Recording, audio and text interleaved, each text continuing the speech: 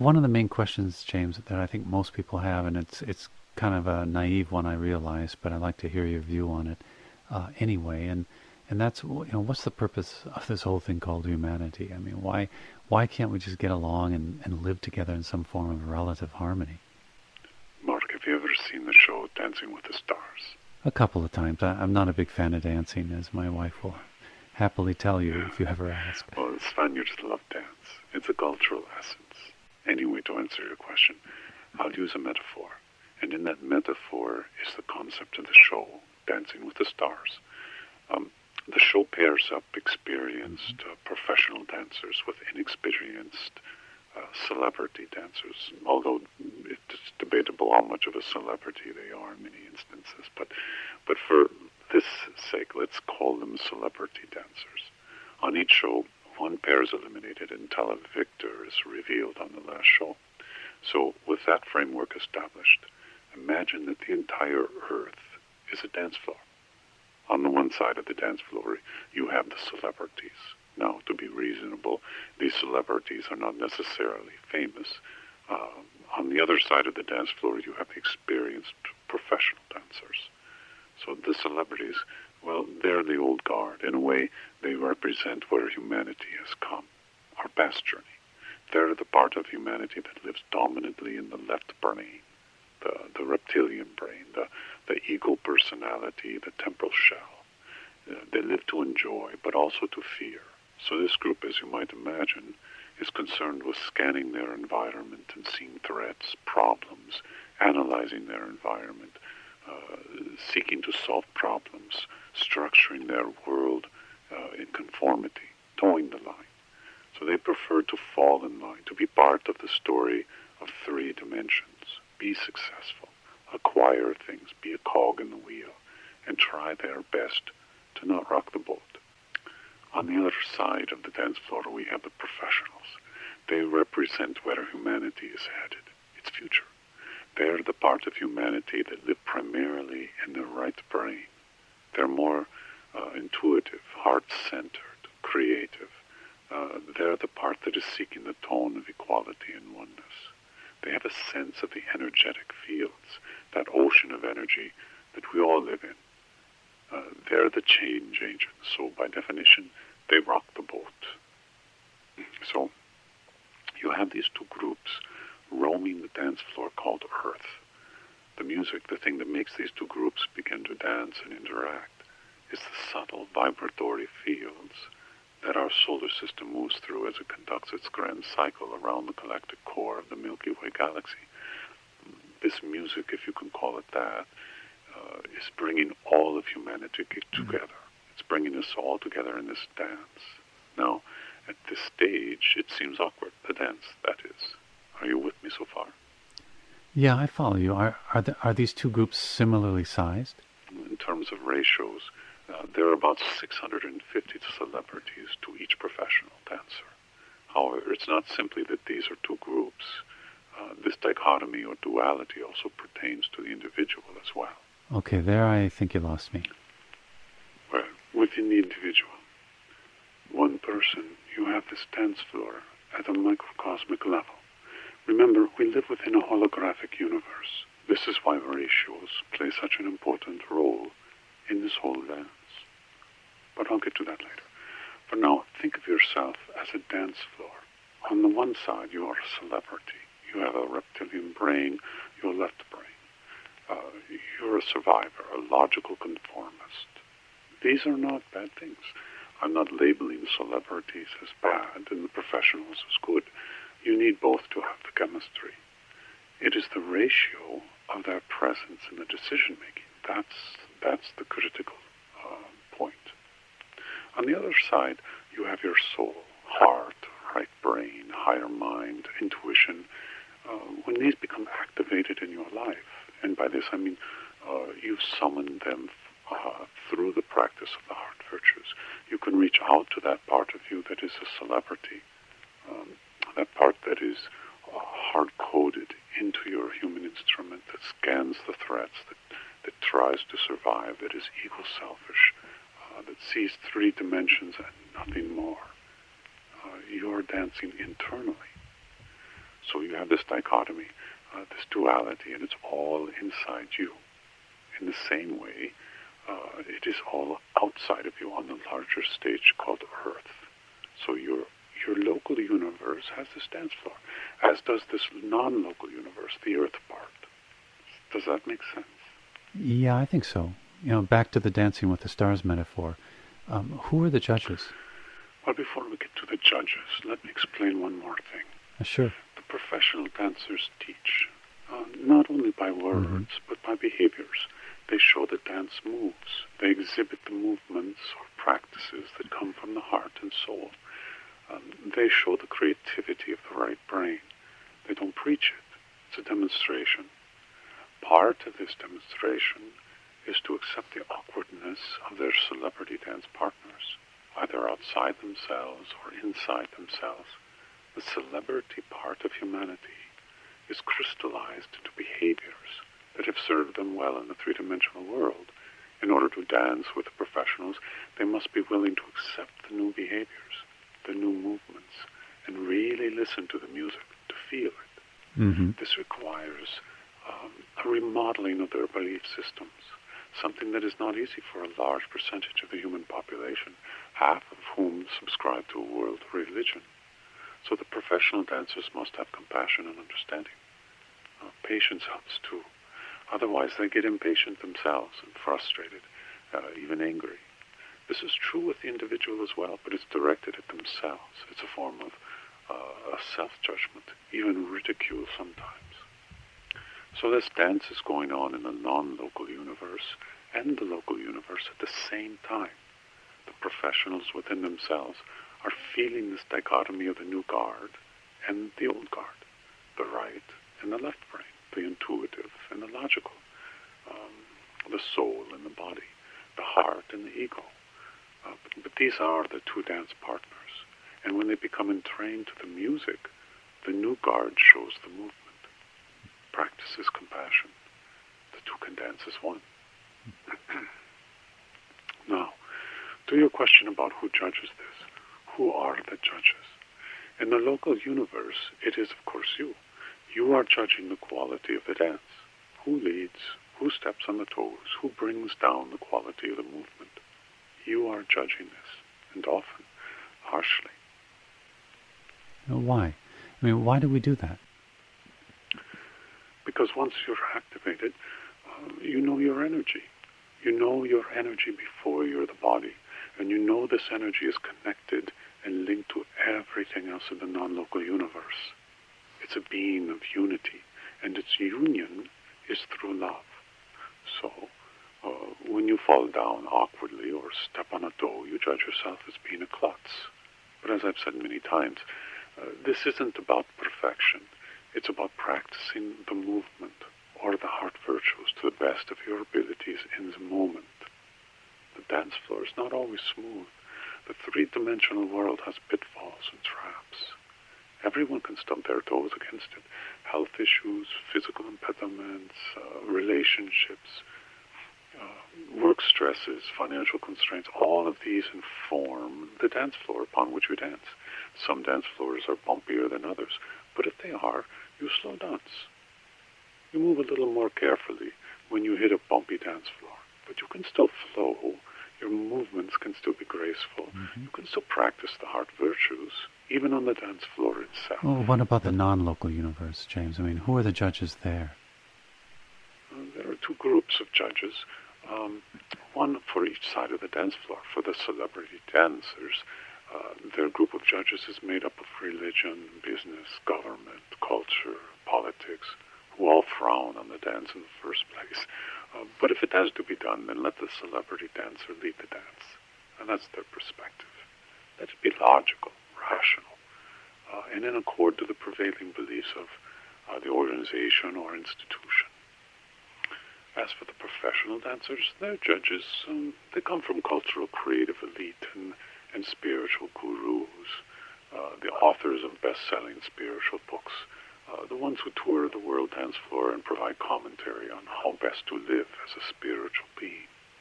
Are you or the Wingmakers judges? No, we're not judges in any sense of the word. The professional judges are trying to cultivate the light worker, New Age, and Enlightenment communities. They are the ones who are the perceived leaders in these communities, providing a sense of what's practical and possible.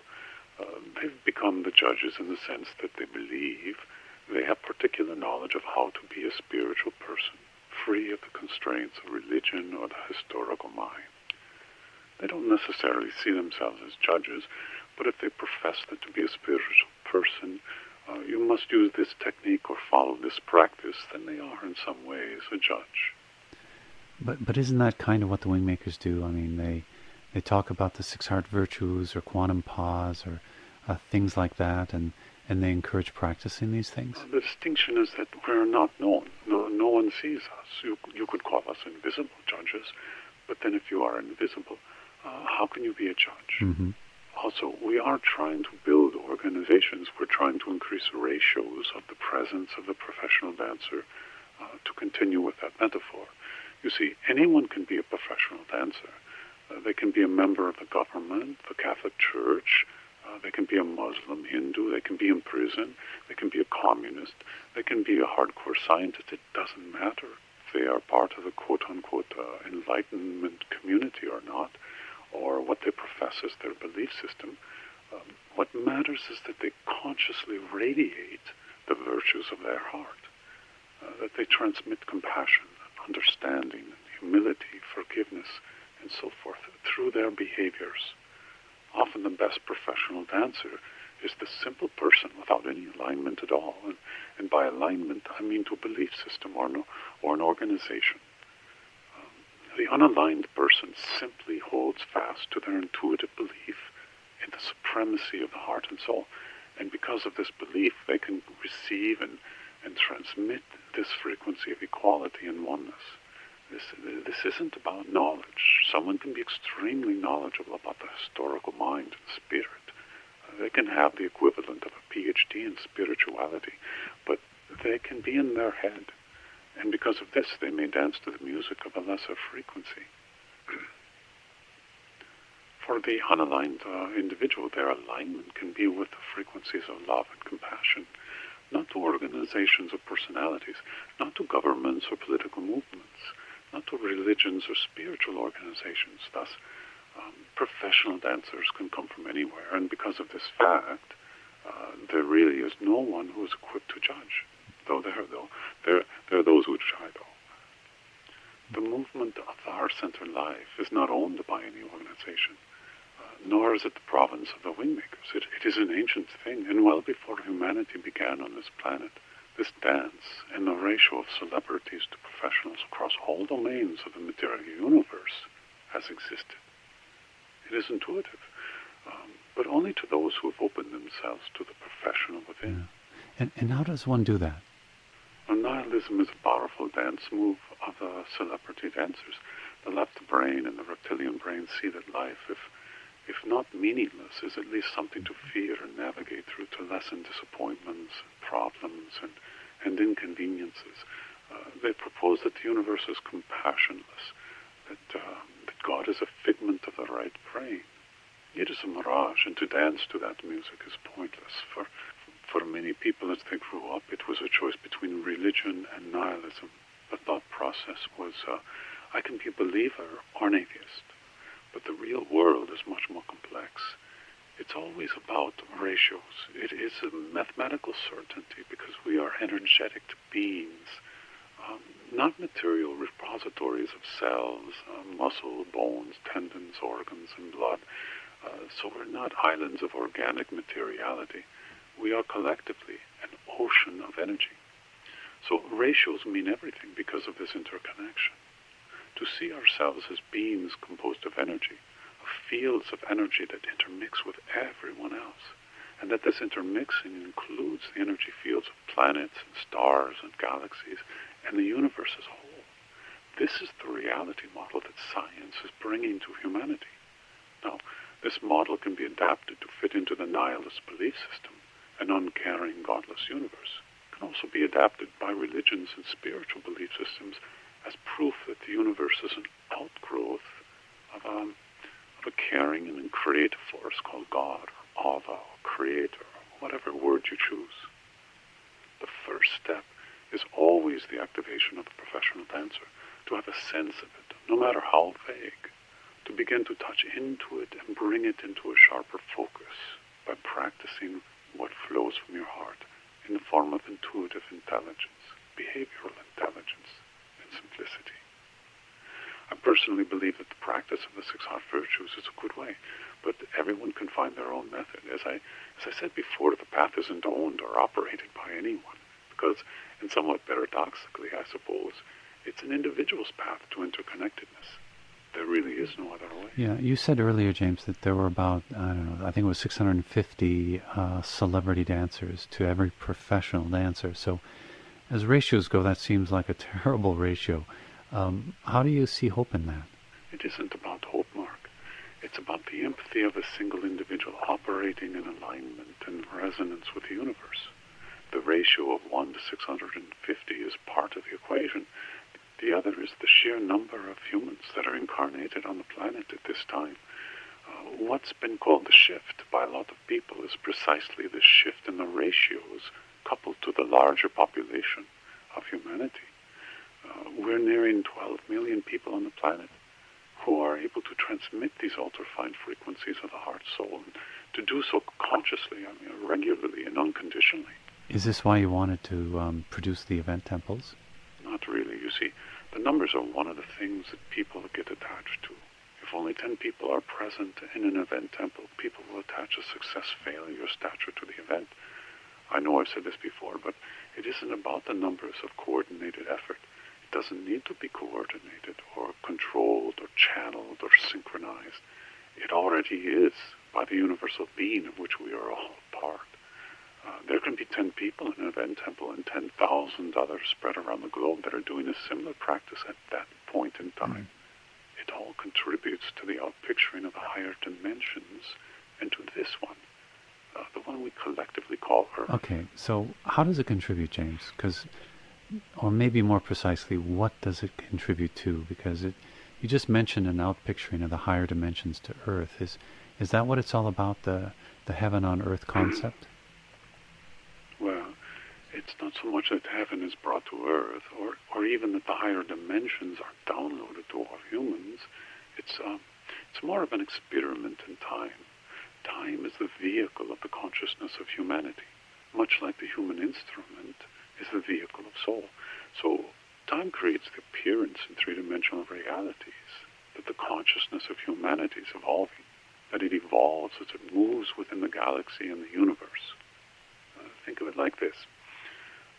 The Earth revolves around the Sun, the solar system revolves around the galaxy, a galaxy group rushes inexplicably towards what astronomers call the Great Attractor, and the universe expands at an amazing rate of speed. We don't really know the extent of the mystery that extends beyond this structure, but we know it extends, continues to expand. And throughout all of this, from the smallest to the largest, space-time is the vehicle that makes evolution look like a linear process, a journey in space-time. There are other domains of consciousness that operate outside of our four-dimensional construct of space-time, where time slows down or speeds up or ceases to exist altogether. The higher fields of consciousness, where humanity is one being, this is a different form of space-time than anything on Earth, and yet this is the space-time we are headed into. When Earth arrives in this space-time, we, all humans, will feel it as a visceral experience that will reshape our attitudes and perceptions of what constitute the meaning of humanness, will transform as one being, and yet every expression or projection of individuality remains sovereign. This is the sovereign integral state of consciousness, the highest dimensional consciousness that is known within the human family. So, does this mean that humanity evolves depending on its positions in space-time? Yes, in a way. If Earth were in a frequency or energy pattern of the universe that was of a low frequency or lower frequency, then the life forms living on Earth, including humans, would reflect these lower frequencies in their behaviors and attitudes. But if, on the other hand, humanity and its spaceship Earth were in a higher dimensional field within the universe, these higher frequency energies would activate new behaviors and attitudes, more consistent with the heart and the human soul. This is why the wingmakers look at space-time as an essential element in the equation of oneness and equality. The human family is inextricably linked to the cosmos and its position therein. It kind of sounds like astrology for the human race. Is that what you're saying? I can see where you draw that conclusion, Mark, but it's not really the same. It isn't so much about the position of planets relative to one's incarnational beginnings or Earth. It's more about the position of Earth as a spaceship orbiting the galactic center and the galaxy traveling the universe. Nothing remains static. Change is always occurring. The tempo of the change, the degree of the change, the oppositional force to the change, all of these are modulated and created from the cosmic influence.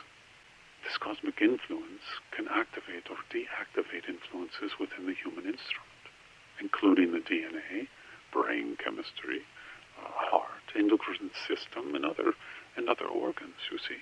The fields are the only way that the universe intelligence can operate on an entire species. So, for example, a cosmic field can interact with a solar field, and the solar field can interact with the planetary field, like Earth's geomagnetic field. The Earth's field can carry this cosmic information within it, and it will interpenetrate every human being, and even every animal and plant. Everything on the planet, in a sense, is bathed in these fields. This is going on constantly. Positions in space-time are carefully orchestrated by source intelligence. These positional coordinates are not arbitrary or happenstance. They occur as an outgrowth of an intelligent process, coordinated by first source or creator. And they create the opportunity for evolutionary jumps. Some will take advantage of it, some will not. The difference is in their belief system, their ability to adapt and modify their beliefs, their practice of these new beliefs in their lives. Let me give you an example. Everyone has had this experience where they were hurt by someone. A relationship flares up and anger or frustration overtakes the person. They are in a specific space-time when the hurt occurs. They cannot forgive the person in that space-time. It's almost impossible. But in an hour or a day, they're in a different space-time, and forgiveness is now possible. If you could say that the memory weakened, and that was the reason that forgiveness was possible, or maybe the person apologized, and that made it possible, well, there is some truth in there. But it's really that the shift of space-time makes it possible, and the new energies that penetrate us. Again, nothing is static. Those who never forgive, they lock or anchor themselves into the space-time of an event, here in their mind.